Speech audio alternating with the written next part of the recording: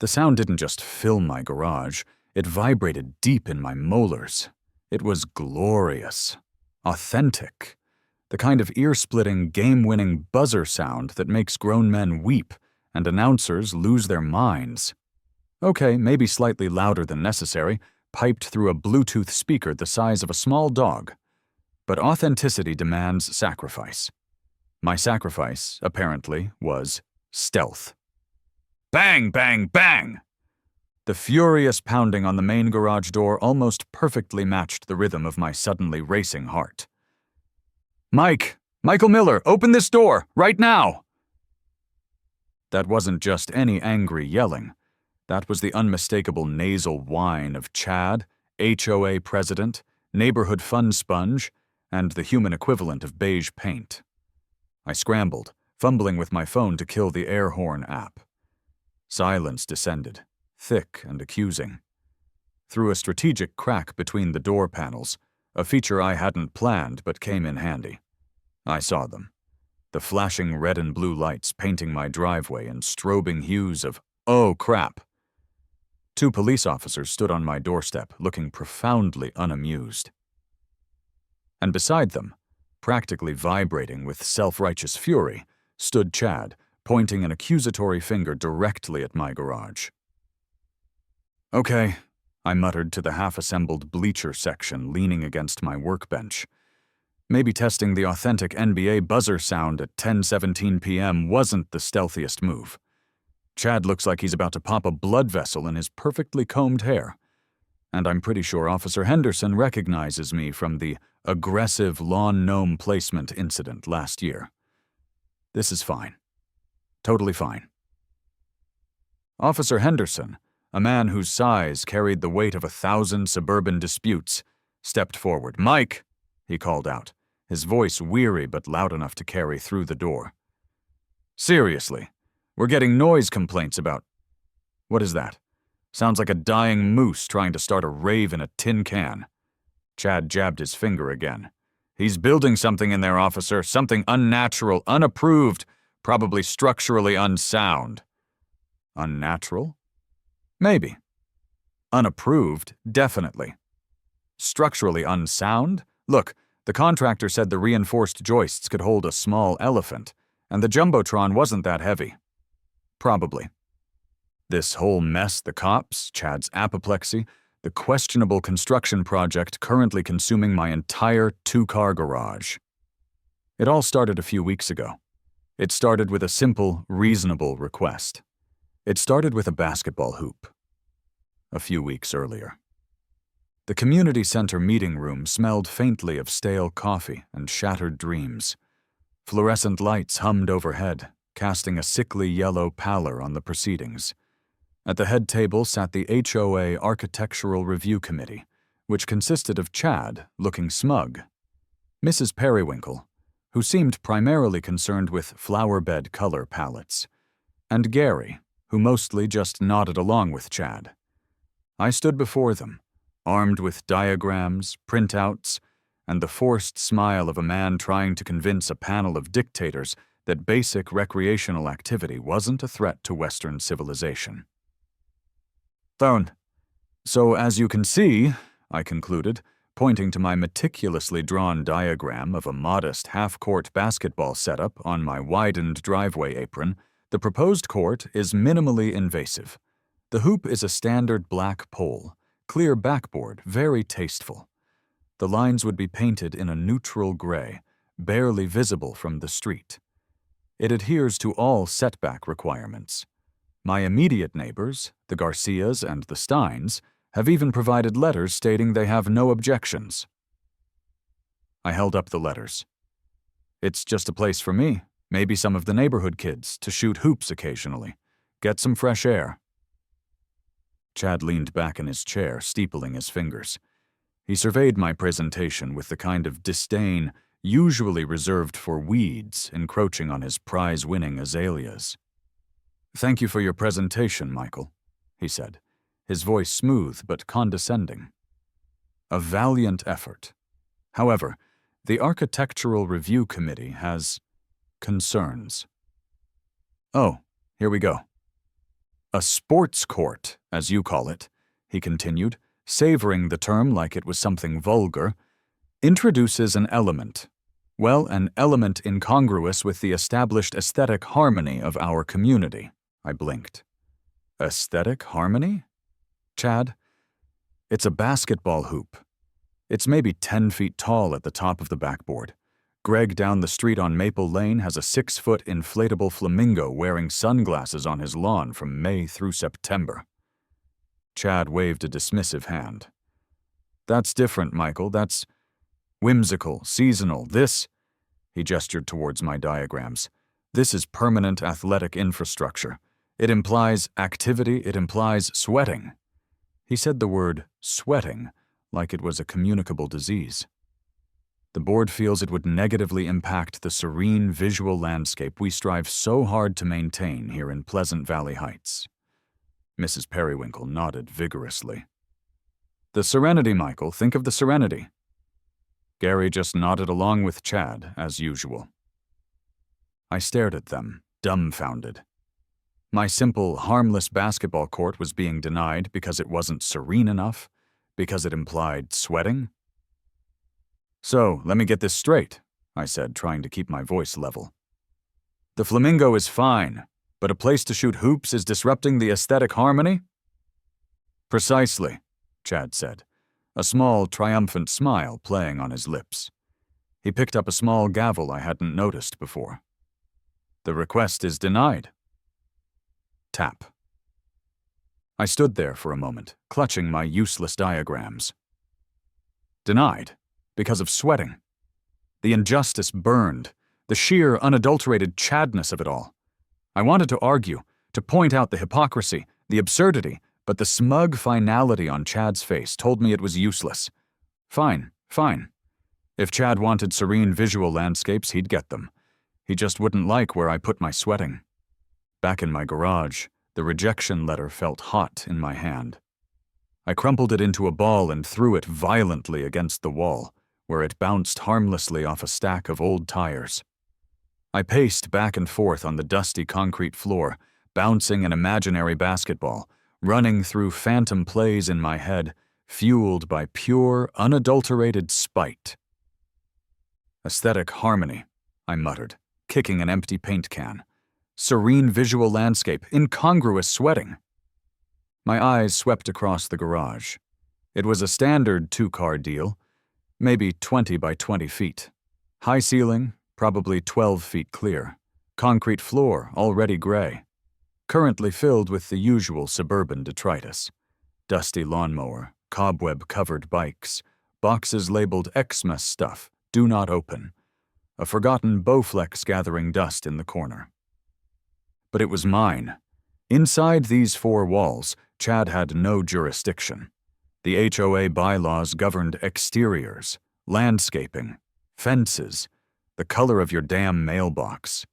They couldn't dictate what I did inside my own garage. Could they?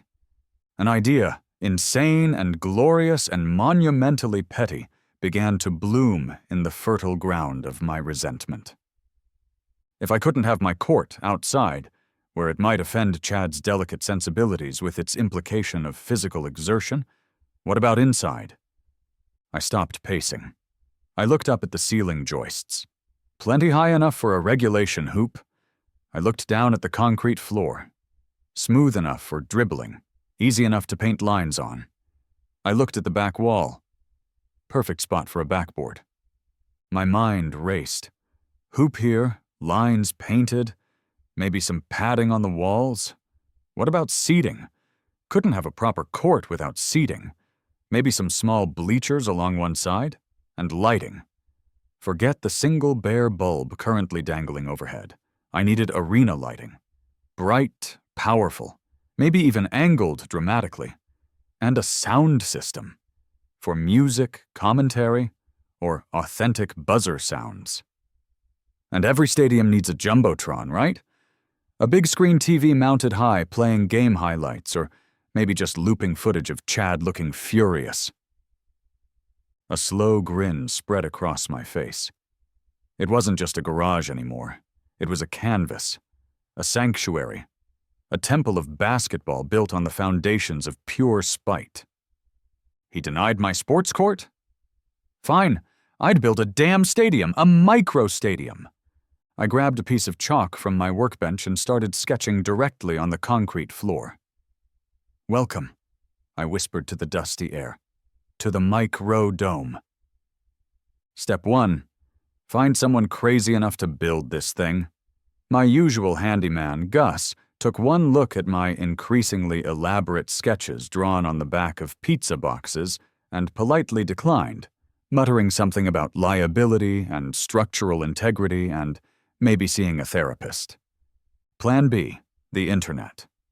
I searched for custom garage conversions, structural reinforcements, and contractors who don't ask too many questions.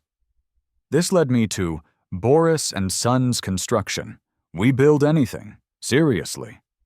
Boris himself showed up, a burly man with forearms like oak trees and a thick Eastern European accent. He surveyed the garage, looked at my sketches, listened patiently to my spiel about intimate seating, jumbotrons, and arena lighting. So, he said finally, stroking his magnificent gray mustache, you want small stadium, in garage. Exactly, I said eagerly. The micro-dome, catchy, right? Boris shrugged. Is garage. We reinforce ceiling joists, yes? For big television, put up lights, build benches. He poked at my sketch of the bleachers. Bleachers, I corrected. Authentic feel. Benches, he repeated firmly.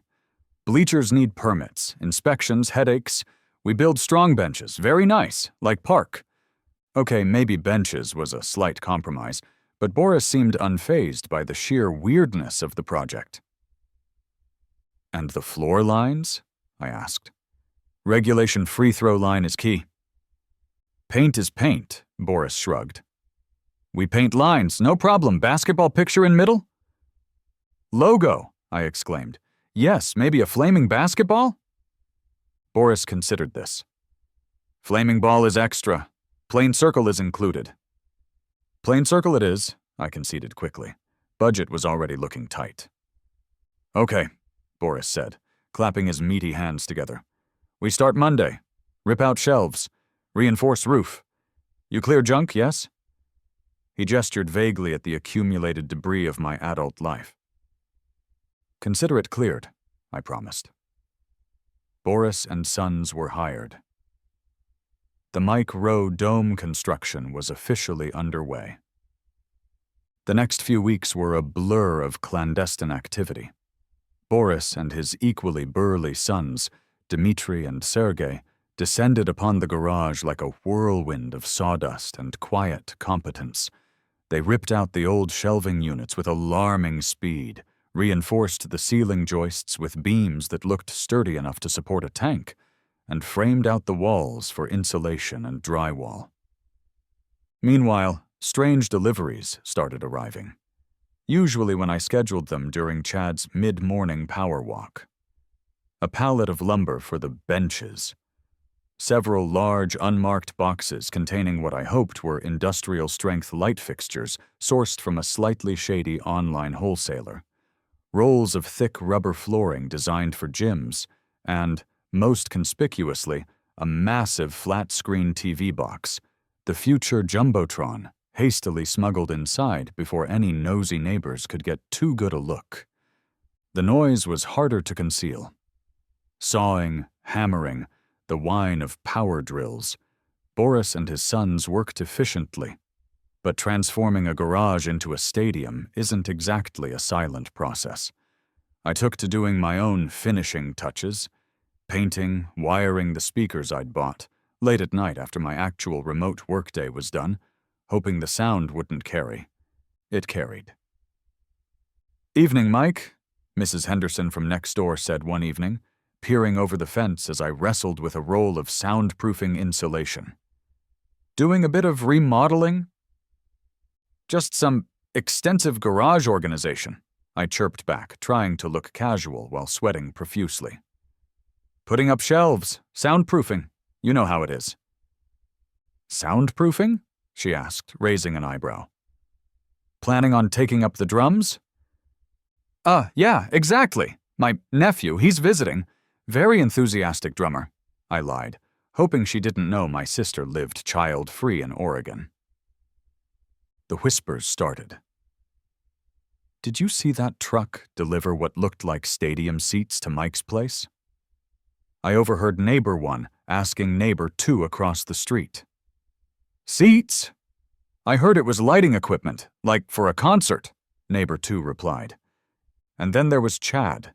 He developed an uncanny ability to be walking his dog, a yappy little Pomeranian named Killer who genuinely seemed to hate me whenever a delivery truck was near my house or whenever Boris's crew was making noise. He'd stroll by, slow as molasses, eyes narrowed, peering intently at my closed garage door, occasionally jotting things down in a little black notebook. Significant, unapproved modifications seemed to be underway at the Miller residence. I heard him pontificate loudly to Gary, the HOA nodder, one afternoon. Lack of visible permits, suspicious materials, excessive noise during non-construction hours. I'm documenting everything for the board. The pressure was mounting. The microdome needed to be completed before Chad found a loophole big enough to drive his meticulously detailed sedan through. Boris and Sons handled the heavy lifting, literally. But for the specialized stuff, that required a rotating cast of characters, each bringing their own brand of professional eccentricity to the project. First came Dmitry Volkov, no relation to Boris, apparently, the electrician. He was a thin, nervous man who clutched a copy of the National Electrical Code like a holy text. Look, man, he said, nervously eyeing the industrial floodlights I'd bought. I can wire these, sure. The load calculation is borderline for a residential panel, but technically feasible if you don't run the microwave and the jumbotron at the same time. But arena-style ambience? That's not really in the code. It's just bright lighting, Dmitri, I assured him. Helps me see when I'm organizing my tools. Organizing tools with enough wattage to illuminate a small airport runway? He asked, wiping sweat from his brow despite the cool temperature. And this jumbotron feed? Are you sure you have the permits for this level of modification? Any structural wiring changes require sign-off. Permits? I scoffed, trying to project confidence I didn't feel. It's just extensive garage organization, internal improvements, totally allowed. Dmitri didn't look convinced, but he wired the lights, muttering about circuit breakers and fire hazards the entire time. Next were the flooring guys, 2 young dudes named Kyle and Brent who arrived in a van plastered with extreme sports decals. They were stoked about the project. Whoa, dude, rubberized flooring like the pros use? Sick! Kyle exclaimed, high-fiving Brent. This is gonna be epic. You gonna put a logo at center court? We can totally do a custom logo. Your initials? A flaming basketball? Brent chimed in. Ooh, how about the HOA president's face with like a big red circle and slash through it? We did that for a skate shop once. It looked awesome. I admit I was tempted, deeply tempted. The image of Chad's smug face permanently under my sneakers. But Boris had warned me about provoking the bear. Let's just stick with a standard key and free throw line for now, guys, I said, trying to sound decisive. Keep it classic. They seemed slightly disappointed, but attacked the flooring installation with infectious enthusiasm, blasting terrible techno music the whole time. Getting the actual basketball hoop installed required a specialist, a guy named Sal who usually did playground installations. He looked utterly bewildered, mounting a heavy-duty adjustable hoop to reinforced backboards inside a residential garage. Never done one indoors before, Sal admitted, tightening the last bolt. Ceiling's a bit low for serious dunking, but should hold up to regular play. Just don't hang on the rim, okay? Boris's reinforcements are good, but they ain't miracle workers. Each contractor visit was a fresh wave of anxiety. Would they ask about permits? Would they mention this weird job to someone? Would they accidentally leave the garage door open long enough for Chad to get photographic evidence? The microdome was taking shape, but so was the knot in my stomach. The inevitable happened one Tuesday evening. I was breaking in the new hoop, enjoying the satisfying thwack of the ball against the backboard, the squeak of my sneakers on the new rubber floor. I wasn't even playing hard, just shooting some relaxed free throws, basking in the glow of my almost complete creation. Apparently, the thwack was more penetrating than I realized. Flashing lights again. This time, Officer Henderson didn't even bother knocking loudly. Just a firm rap. "Mike," he called out, his voice lacking any pretense of patience. "Open up. Noise complaint.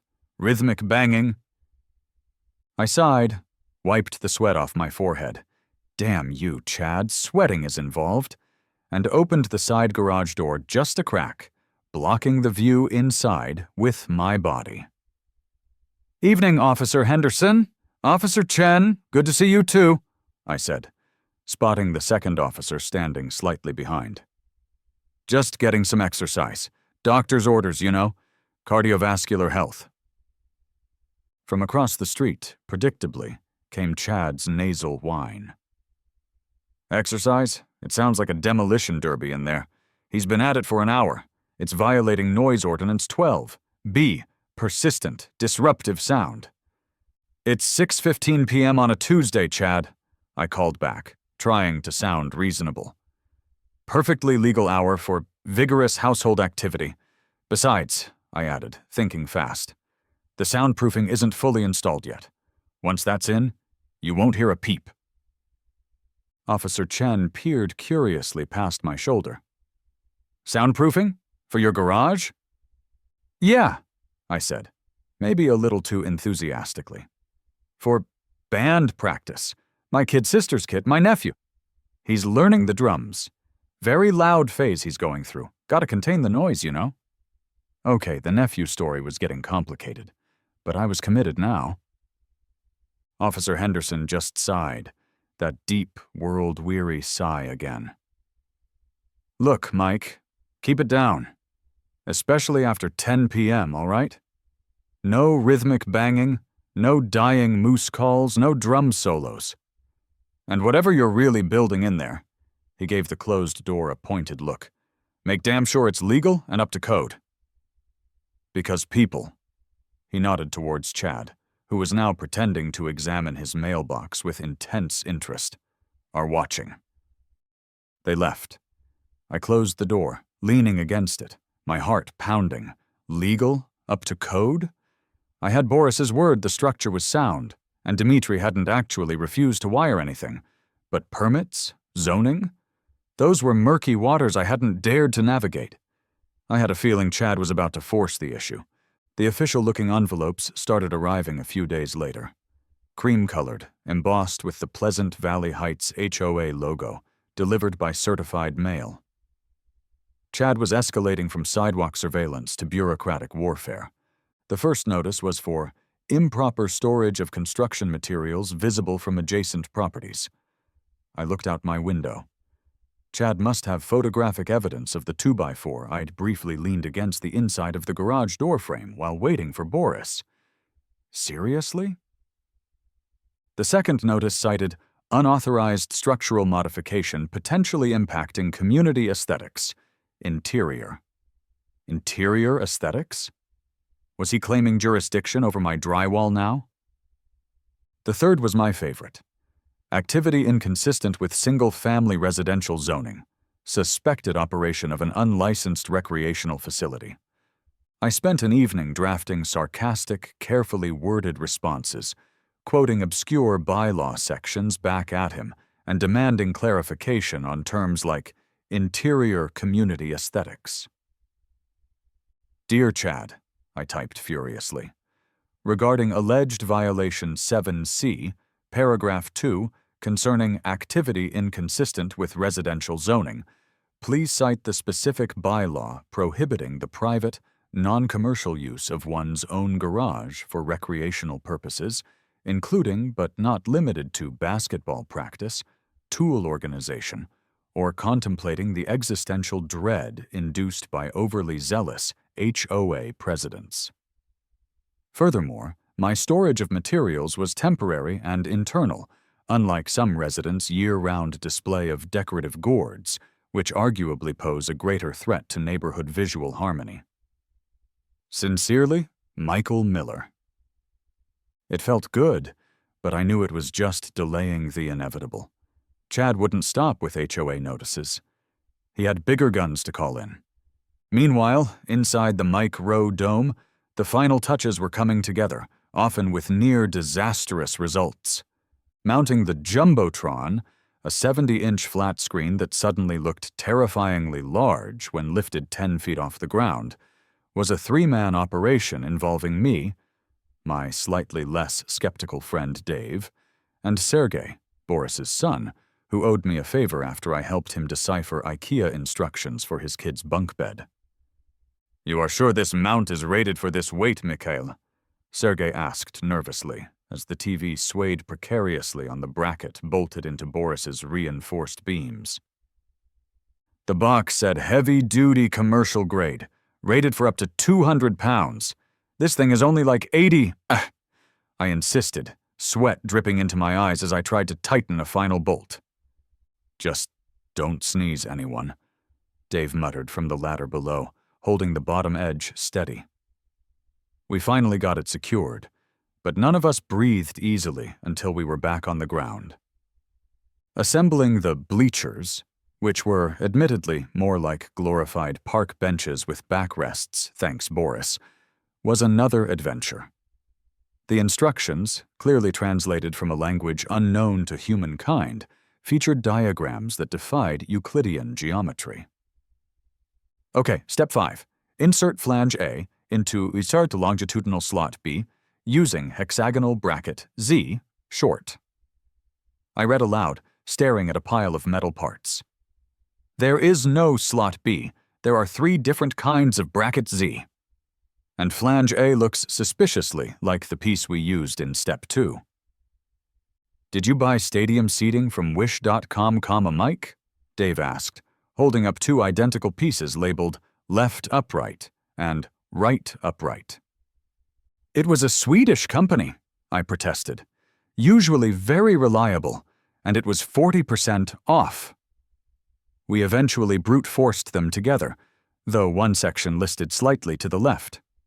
Good enough for the microdome.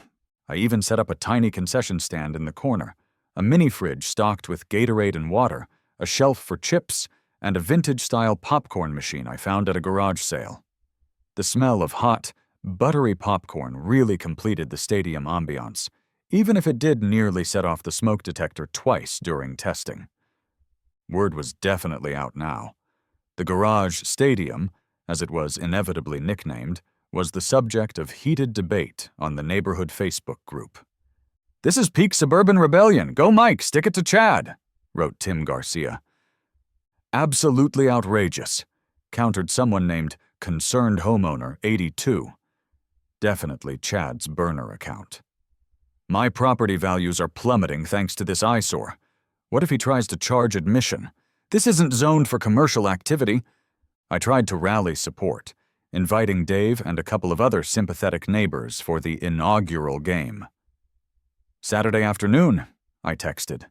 "Tip-off at 3. Free popcorn. Witness history." The Mike Rowe Dome was ready for its debut. But I had a sinking feeling Chad was planning a counter-move. The call Chad made wasn't to the cops this time. It was to City Hall, code enforcement. A Miss Deborah Jenkins arrived the Friday before the planned inaugural game. She had sensible shoes, a clipboard, and an aura of weary authority that suggested she'd seen every possible homeowner violation known to man. Chad, naturally, was hovering on the sidewalk, pretending to prune a perfectly healthy rose bush, but clearly monitoring the situation. "Mr. Miller," Miss Jenkins said, extending a hand. "Deborah Jenkins, City Code Enforcement. We received an anonymous complaint." She glanced briefly towards Chad, who suddenly became fascinated by a ladybug on his shears, regarding unpermitted structural alterations, and a potential zoning violation. Something about operating a place of assembly in a residential garage? Time for the performance of my life. Place of assembly? Goodness, no. I chuckled, trying to sound breezy as I led her into the garage, which I'd hastily tried to make look less like a stadium and more like, well, I wasn't sure what. This is just my highly organized, recreationally focused storage area, multi-purpose. Miss Jenkins' eyes swept over the scene, taking in the rubber floor, the freshly painted lines, the benches bolted to the floor, the massive TV mounted near the ceiling, the regulation hoop, the faint smell of popcorn. Her expression remained neutral, which was somehow more terrifying than outright disapproval. Highly organized, she repeated, making a note on her clipboard. And the seating? She gestured towards Boris's benches. Ah, yes, essential for sorting boxes by height. I sit on the lower ones to reach the low shelves, climb on the higher ones for the top shelves. Very ergonomic, I explained, hoping I sounded convincing. I see. And the 70-inch television? Inventory management, I declared. I project spreadsheets onto it from my laptop. Helps me visualize my tool catalog. She walked over to the hoop, looking up at it. And the basketball hoop. Regulation height, adjustable. Part of the organization system? Stress relief, I said a little too quickly. Helps me organize better. Very therapeutic. Clears the mind for efficient storage solutions. Miss Jenkins walked the perimeter, occasionally tapping a wall, peering at Dimitri's wiring job, measuring the distance from the hoop to the back wall. She said finally, stopping in front of me. Your original permit application from 6 weeks ago just mentioned garage shelving removal and minor drywall repair. She raised an eyebrow. It failed to mention the installation of reinforced ceiling joists, industrial lighting, permanent seating for approximately 12 individuals, specialized flooring, and a jumbotron. Minor oversight, I said, trying for a winning smile. Lost in the paperwork shuffle. An amendment detailing the enhanced storage features is forthcoming, I assure you. She gave me a long, unreadable look. Mr. Miller, I'll need to consult the zoning ordinances regarding accessory structure usage and review the structural changes with our engineering department. You'll be hearing from us. She left. Chad watched her go, a smug look on his face.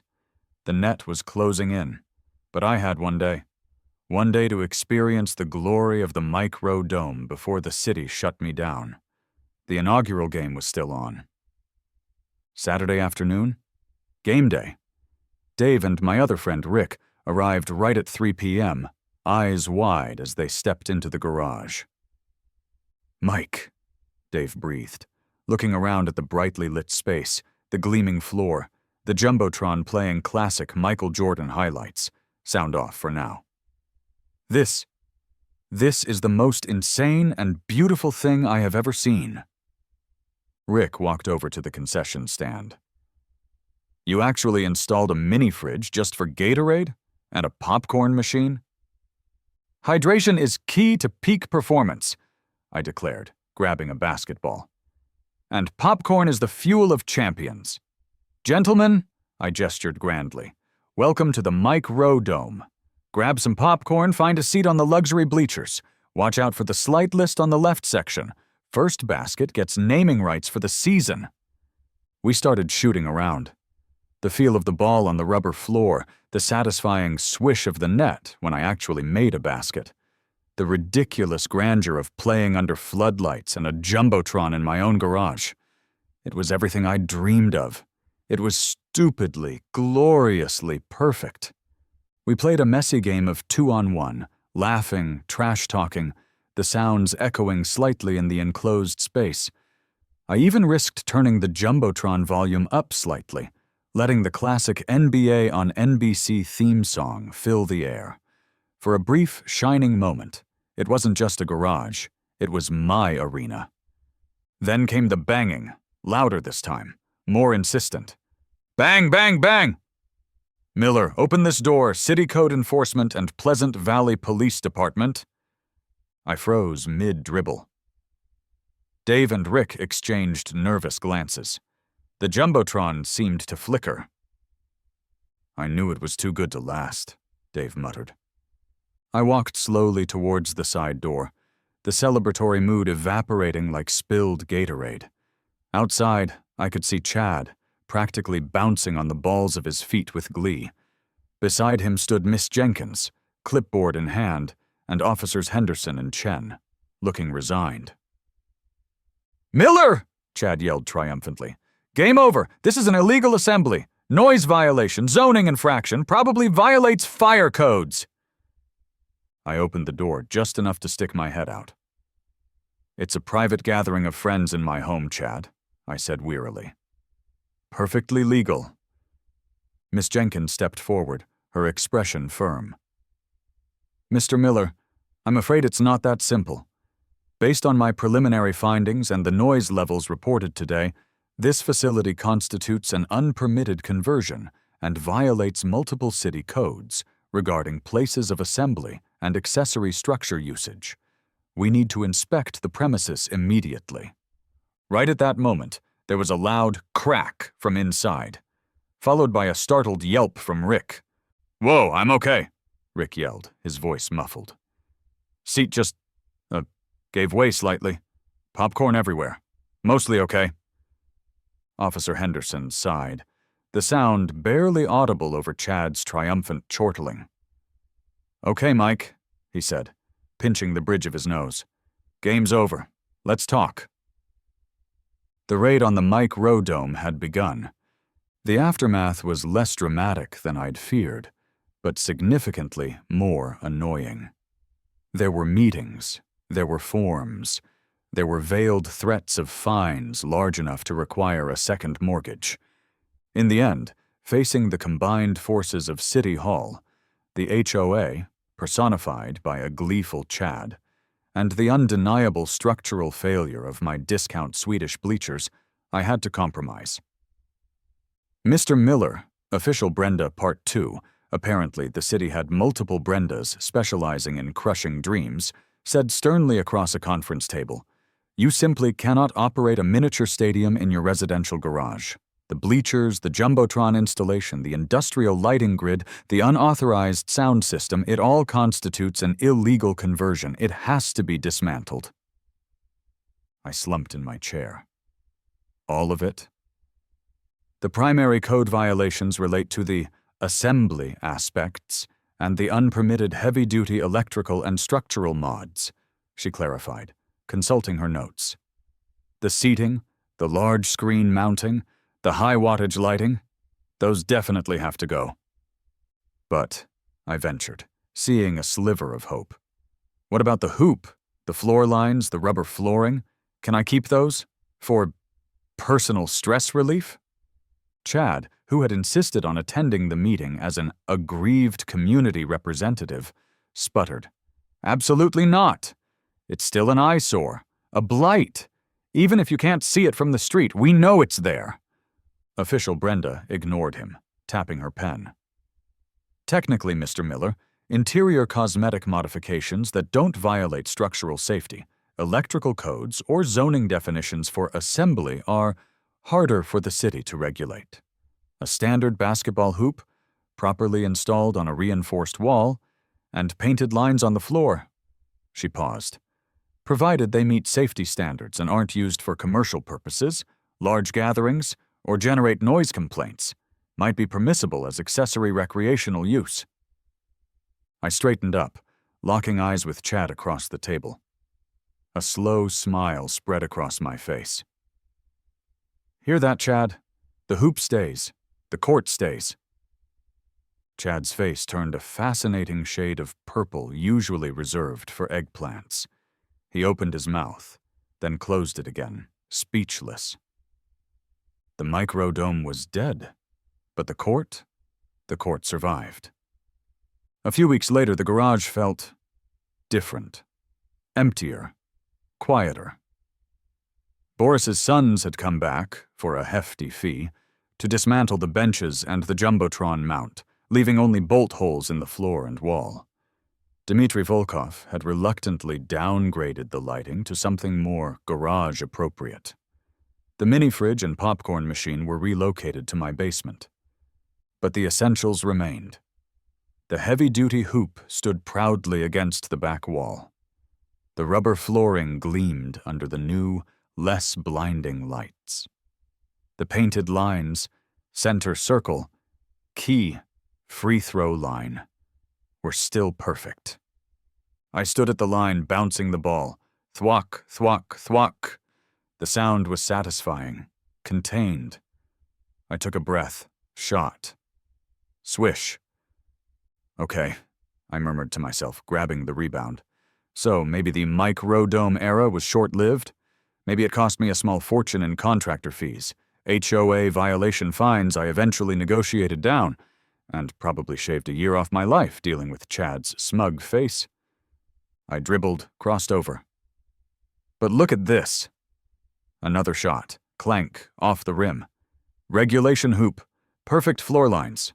All inside my garage, where no HOA president can whine about aesthetic harmony or incongruous sweating.